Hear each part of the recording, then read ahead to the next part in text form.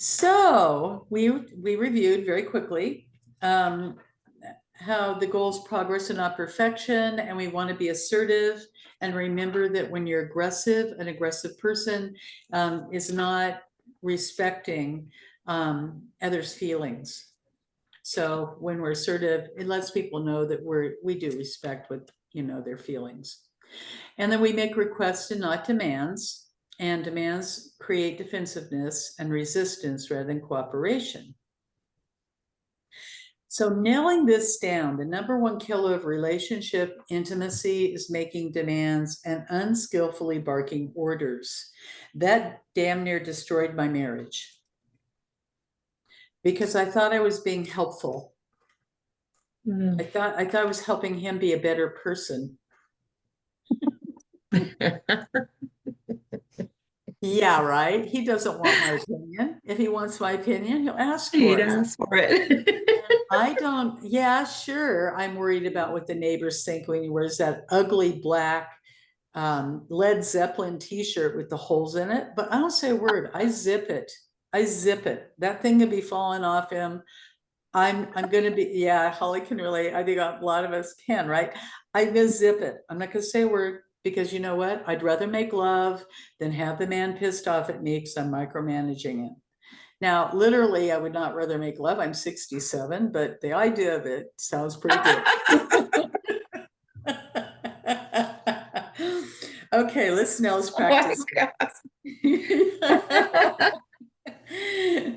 Somehow you know what I mean. Okay. Yes, I do. Yeah.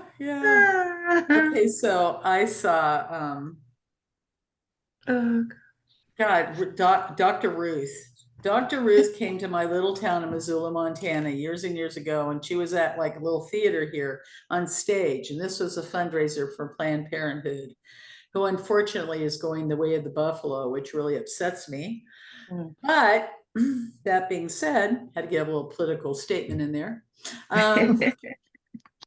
She was on stage, and when you went in, you asked her questions, right? And you put on a piece of paper, and then she'd dig into his hat, she'd answer questions, and the audience would be listening. And the question was about oral sex. And she said, okay, look, you want to save your marriage. What is 5 to 10 minutes on your knees a day? I mean, come on, ladies, let's get real. She's like, you want life to be good for you? I'm not saying no more. And I remember that to this day. So if you want intimacy in your relationship, do not bark out orders, do not make demands. And Mama was right. Please and thank you are still the magic words. I don't know what they had to do with Dr. Ruth, but it made me happy, okay? Okay, so even if you have been practicing I statements, we're going to add more and help you become a master. Okay, start by writing boundary scripts. Hey, if you're angry or frustrated when your needs aren't being met, it's not your fault, but this leads to blaming, put downs, and demands. It might sound like this. I need you to stop being so loud. You're so inconsiderate. Guess what? This approach doesn't work and certainly isn't going to create understanding and cooperation. Okay? Like, I'm not going to say to my husband, I need for you to quit talking so much because I don't have the bandwidth. And that's going to create an argument. Defensiveness, I'm going to lower his self-esteem. I'm going to lower my own self-esteem. So it's better to say, I would appreciate it if you just take a little pause so that we can enjoy this moment together in silence. Are you willing? And sometimes he does, sometimes he doesn't. But my job isn't to control him. Okay. So you guys started early in this practice with I statements because we go back so often to what's familiar. So if we start right away with I statements, then we tend to stay away from toxic behavior and the toxic use of you. Anytime you hear the you, that's just, that's a great prescription for defensiveness. That's where I get to say, this feels toxic to me. Or I don't like that. Please stop. Sometimes people aren't aware of how the behavior affects others, but if you let them know they're hurting you, they're more willing to change or compromise. So I statements are a tool that can help others understand your experiences and needs. That's my skimming. I'm Hello, sorry, my son. son. Hello, son. Hi, this is my Hello. son. Hello. Oh, you're so Hello. handsome. Thank you. Oh, Oh, you ain't gotta lie to her. You show ain't me got your to whole lie. face. Show me your whole face. So Oh, she wants you're to be so home. cute. He is, isn't he? Oh, Thank you guys. Y'all have a great day. yeah. I think. Bye, son. Okay, I statements. They're a tool that can help others understand your experiences and your needs. Okay, you might say, I'd like to simply request that when you borrow the car, you bring it back full instead of empty.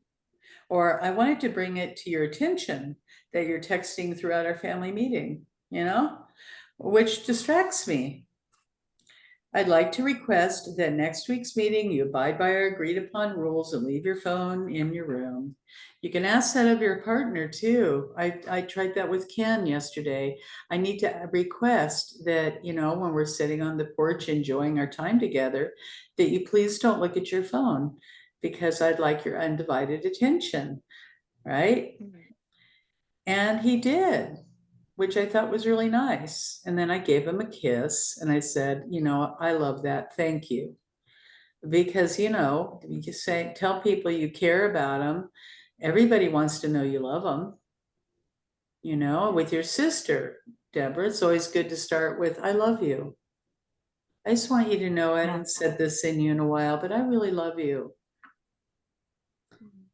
So let's review the basics. I feel, go ahead and fill in the blank on your workbook. I feel.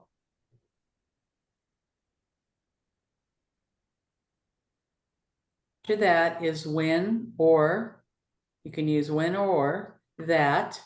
I feel when or I feel that.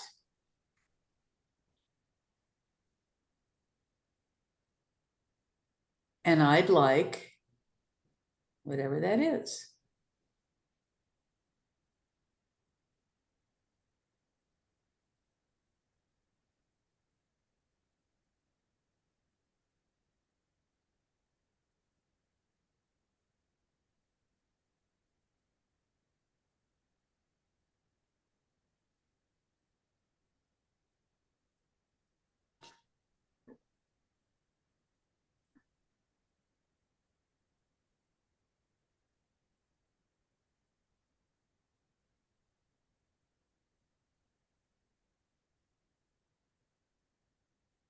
Okay. So in a moment, I'm going to give you an opportunity to share what you wrote.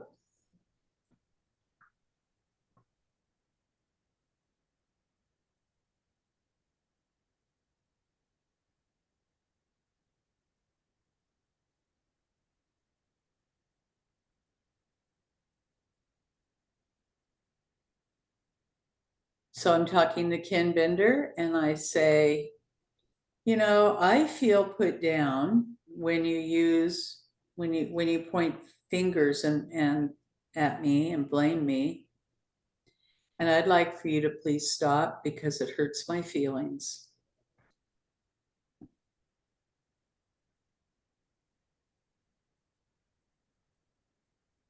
Sometimes being the simplest and easiest and the most honest is the most important boundary of all. Because honesty is really an important thing. It also creates a little bit of vulnerability, and being vulnerable is really important. And so now come back to what you wrote and see if you can make it simpler. See how much detail you went into and see if you can make it short, direct, like we talked about last week. Keep it simple, keep it direct, and keep it loving.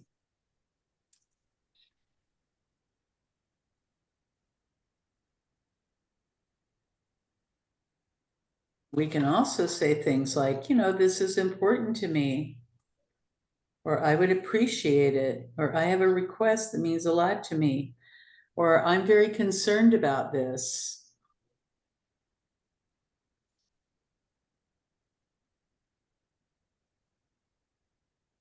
So we want to be specific. That means you identify an observable action that you want someone to make. You quantify how often, how much, or how long you want the behavior action to last. Then you get specific with times and dates. And the most valuable of all is to give an example of what you're requesting. Okay, for example, Okay, who wants to share? I'll go first. Okay. So I put, this is to my husband. And I put, I feel hurt when you complain that we don't spend time together. And I would like you to take a moment and think about what you're doing, like falling asleep when we're trying to watch a movie together. And, just to take a moment and see what part you're doing as to why we don't spend the time together. Because his complaint is we never spend time together. We never spend time together. And we've had this is one of our major things. And I finally told him when we are together, I said, what do you expect? You work, you go in you leave the house at 5 a.m. You come home. If you come home, you're coming home like 7:30. If you've worked the night before, you come home, you eat dinner, take a shower. I clean the kitchen. We find a movie to watch or documentary to He watch. falls And asleep. when I turn to you to talk to you, you fall asleep. Okay. So how am I supposed to spend time with you? And I feel bad because I know how hard he works and I know that he's tired. Yeah. So Okay. it's like, So what you're saying is, can you repeat that, like what you wrote, and then I'll help you with that last piece a little bit? I feel hurt when you complain that we don't spend time together. And I would like you to take a moment and think about what you're doing while we are trying to spend some time Okay. together. So let's rewrite that last part. Okay. Think about giving him some choices and then let him solve the problem. As opposed to, I want you to think about, because then he'll feel like a child. Okay. And like you're the parent and he's a child. It's probably better to say, and so this is what I've noticed. When we pick a movie, and honey, because you're so tired, and I love you so much, you fall asleep. And then I know you feel like you're not spending enough time with me. And I do too. What are some things that might be, what are some choices we can make? Or maybe you can give him a couple choices on that. We could do this or we could do that. What are your thoughts? Because then you take it out of see, it's sort of a back doorway approach that's similar to the you, when you say, I want you to think about, because that puts him, because he's, macho, or he thinks he is, he wants to feel like the man. So you can say, well, what are some ideas you might have? Or you can say, I was thinking about it. What do you think of this or this?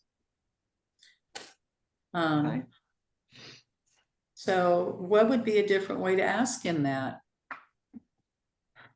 And while you're thinking about that, would anybody else like to share? I can go, I guess. Mine is almost exactly like Corey's. Mine was also to my husband. And I think it was a lot of just leading up, because he's frustrated trying to get things done leading up to his vacation. But mine was, I feel hurt when you don't listen to me. I'm trying to talk to you, you don't listen to me. And I'd like to spend some time to just talk. What do you think? Okay, That was and my, so I think that's excellent. What are some examples you can give for him so that he knows what you mean by he's not hearing you? like when I'm in the kitchen and we're doing things together, like I'm making dinner and he's wiping things down and I'm talking and he's like, sure, and then he just kind of walks off. It's like, wait a minute, I'm in the middle of a sentence. What the heck, man? Okay. That sort of thing. Um, so maybe you can put that in writing, write that down, how you would say that to him in a way that he would feel respected.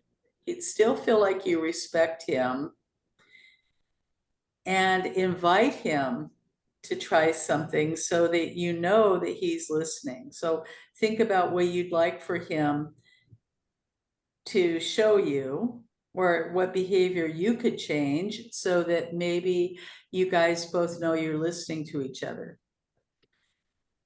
So, okay, Deborah, would you like to share one too? Okay, yeah. This kind of goes back to a situation where I was trying to set a boundary with my sister-in-law. This happened a few years ago, and I haven't talked to her since then. Yeah, part of it is just because what she came, I did the right thing in setting the boundary. I'm pleased that we feel this way. We'd appreciate it if you do this, blah, blah, blah, blah, blah.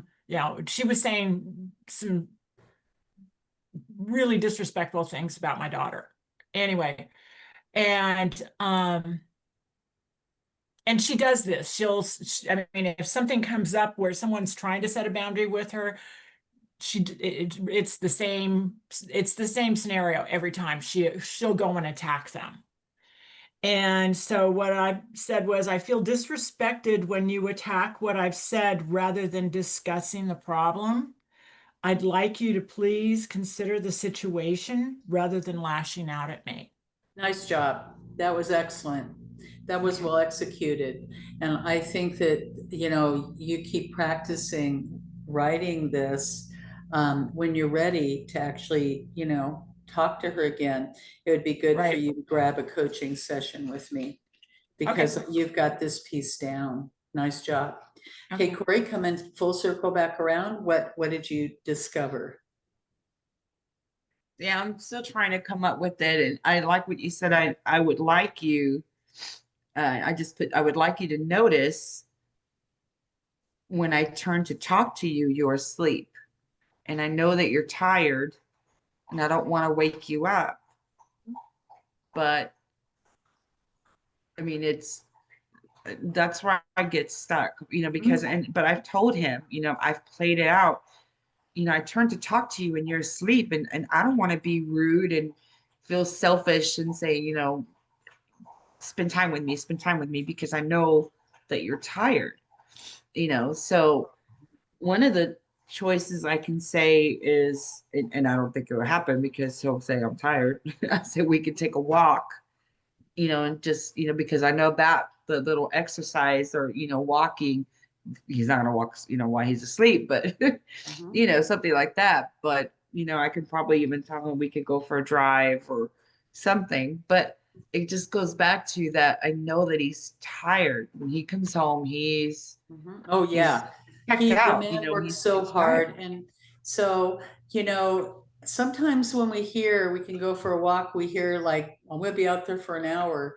You could maybe, like we talk about sometimes, how about after dinner, we take 5 minutes and we just walk outside a little bit for 5 minutes and see how that goes. It's such a beautiful time of the year, and or you can give him another choice. But if you're feeling like he's not spending time with you because he's falling asleep, then now you drive the bus. That's where you would say, and I have a good idea because I feel like you're falling asleep and I'm missing out on having time with you. And I know how hard you work.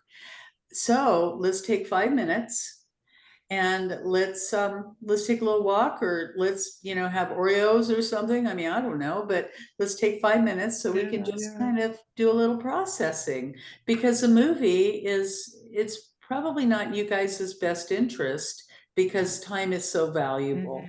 And it's so precious to both of you. So you could also invite him to collaborate with you, and you guys could sit down and throw out some ideas. Let's throw out some ideas for after dinner that are different besides movies, so we both can feel like we're spending time together. And it doesn't mean you gotta be there for even a half an hour, but 20 minutes is great. I mean, a lot of good things can happen in 20 minutes, right? Yeah. And then, he'll be invited to throw out some ideas that he has. Doesn't have to be active. I mean, maybe you guys can just, I don't know, if you have something you like to do together that's different, maybe start, I mean, I don't know, see what what he thinks. What are some ideas you have? So that, I recognize you're gonna fall asleep. Maybe we should just go to bed. I mean, that might be a good idea. You hit the sheets early, a couple nights a week. Maybe you invite him to, hold hands in bed and talk until you both fall asleep. Because that's really sweet. I mean, in my house, we have a pact that you can't talk about anything negative at bedtime. That's rarely honored. It's not my fault. Corey, one of the things that when my husband and I were first together, when we were dating, I was having to work really long days, and I was studying for my professional exams, and one of the things we do after dinner was we had little short games that took like 15 minutes, but it was a fun time for us to kind of connect. And I can't remember. Yeah, there was a dice game that we played, and it was fun. We'd sit there and laugh for a few minutes, and then I had to go back and study, but it gave us that time to connect. And that was really, now that I'm thinking about it, back to that, it was really a nice time, just to have that 15 minutes. You've eaten, you still got crap to do, but to have that just short little window. And it doesn't have to be a game. It can be, and that's, as Laura said, having him come in with some ideas too. Because movies are so easy. You're comfortable, you're on the couch, and then you're asleep. Well, and there's a habit too. My husband used to do the same thing. Yeah. And there's a habit is the other piece, right? So it's going to be like, you could also say, hey, a couple of nights a week, let's do this as opposed to that, because habits die pretty hard. And, he might have some ideas. He might not have any ideas, because I get the sense he has you drive the bus on damn near everything. So you can come up with a few ideas. 2 nights a week we'll do this, and the other nights we do that, but I think these are really good. Holly, what did you discover?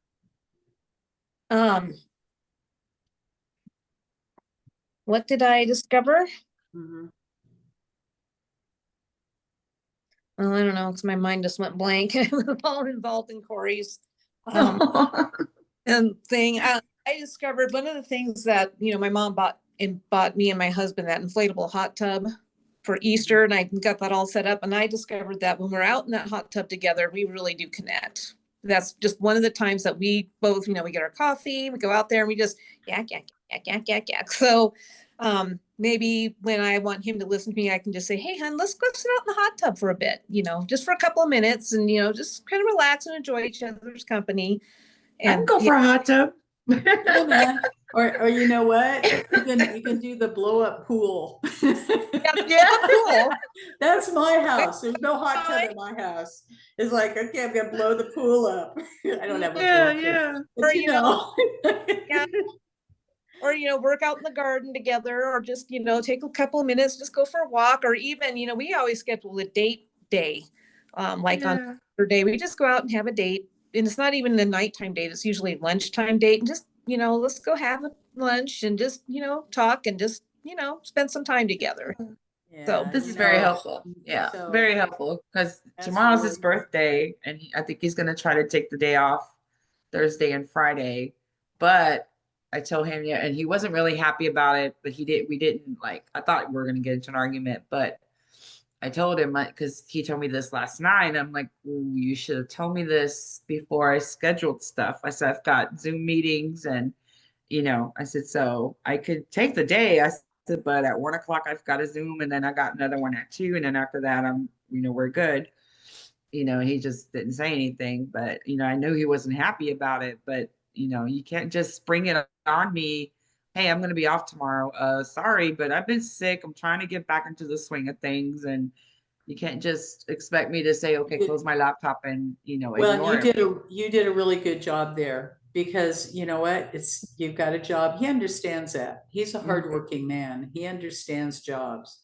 My dad's a long haul truck driver. My mama ran planer in a cabinet factory. So they had a really short amount of time to spend together when he come home, because it's the same thing: shower, dinner, bed.